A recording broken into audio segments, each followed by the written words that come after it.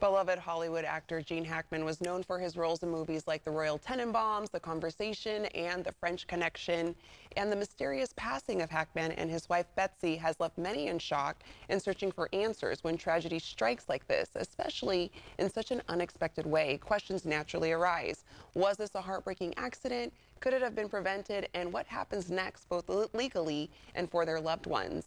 The personal injury firm of Ashton and Price is here today to help us unpack the complexities surrounding cases like this, from potential crime investigations to civil matters that families may face in the aftermath of an unexpected loss. Let's welcome attorney Craig Ashton. Craig, thanks for joining us today. You're welcome. We'll call this Lollywood. Yeah, I mean, Craig, we understand that you're not affiliated with the legal matters related to Gene Hackman, but let's start with the circumstances surrounding the story and what we know so far.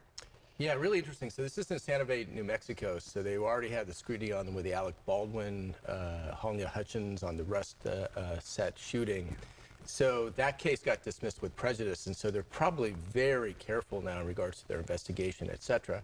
So what we know is that Betsy Arakawa, who is a classically trained pianist, had been married to Gene Hackman, one of the all-time greats. So if you're younger, you probably don't know who this is. So I know who Doja Cat is, and I know who Sabrina Carpenter is, but Gene Hackman is old school, 95-year-old, Bonnie and Clyde, and then we've got the French Connection, the Royal Tenenbaums that you mentioned. So runs a gamut of great acting, 2 Academy Awards.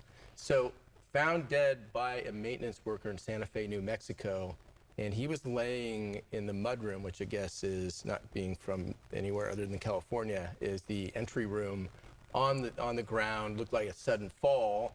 And then his wife's in a bathroom with prescription medication, pills, and then their dog is found dead in a closet. So the investigation is now ongoing. Yeah, and I mean, to that point, in cases where multiple people pass away together, how do investigators determine if a crime has even been committed? Yeah, that's the tough one in this case because he was very private. So most people, have ring or, surveillance, especially famous people. They have bodyguards, security guards.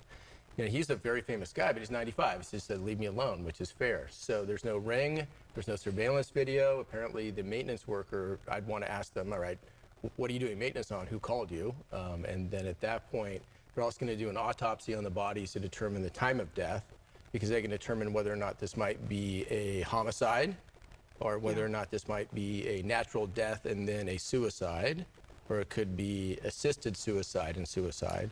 And there's all kinds of issues pertaining to the timing of the deaths and who died first, who died second, et cetera, and whether or not there's an outside influence. So that's all going to come down to getting a search warrant, which they got, Fourth Amendment.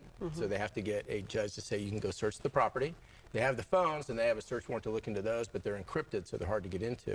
And then the issue then also with the coroner or the medical examiner to determine time of death and who preceded who in regards to the time of death, which will kind of explain why you found one body in one place and one body in the other.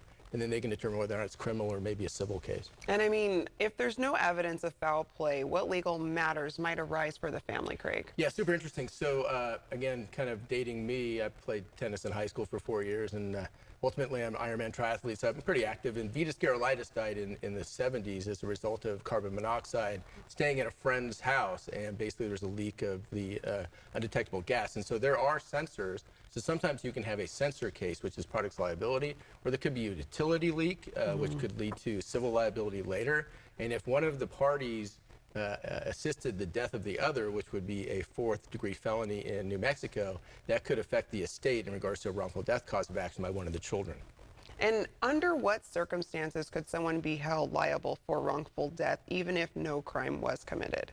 Right. So there's the criminals take away your liberty. So think of P. Diddy, liberty, he's in jail, versus civil, which is money. So the idea is that there's nobody to take their liberty away from it if it's the 2 individuals that they found dead, Betsy and Gene. But ultimately, if one of them facilitated the death of the other, then there could be a cause of action by the family members for loss of love, comfort, and support for the assisted suicide, which ultimately would be a crime. And then that would allow you to make a claim for damages and attach the estate before it's distributed to the beneficiaries. So it would be a wrongful death cause of action if there was foul play. If it's just basically natural causes, there's no foul play, it's just an odd coincidence, and it's just something that you let the family grieve and move on. And I mean, when public figures pass away under unusual circumstances like we're discussing, there's often a media frenzy that comes along with it. So what legal rights do families have when it comes to privacy and protecting their loved ones' legacy? Right, so you definitely have a right to privacy. So for sure the remains. So there are specific laws of mistreatment of remains, so cremation, we're dealing with the body for sure. In regards to privacy, when you're out in public, you don't have a reasonable expectation of privacy. So when you put your garbage out on the street, you lose your reasonable expectation of privacy.